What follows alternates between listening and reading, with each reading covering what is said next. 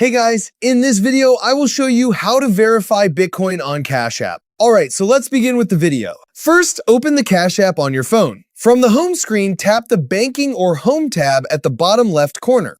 Next, scroll down and tap on Bitcoin option. If your account hasn't been verified yet, Cash App will display a message saying that identity verification is required. Simply tap the Verify Identity button to begin the verification process. After that, create a secure cash PIN by entering a 4-digit PIN and confirming it. This PIN will be used to authorize transactions on your Cash App account. Now, enter your legal first name and last name exactly as they appear on your government-issued ID. Then enter your date of birth and continue.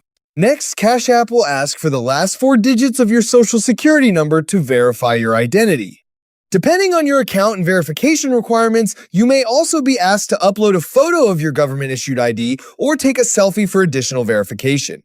Once you submit all the required information, Cash App will review your verification request. This process may take anywhere from a few minutes to a couple of hours, although in some cases it can take longer. After your identity has been successfully verified, your Bitcoin features will be unlocked. And that's it. So that's basically how you can verify Bitcoin on Cash App. So that's all for this video. See you in the next one. Thanks!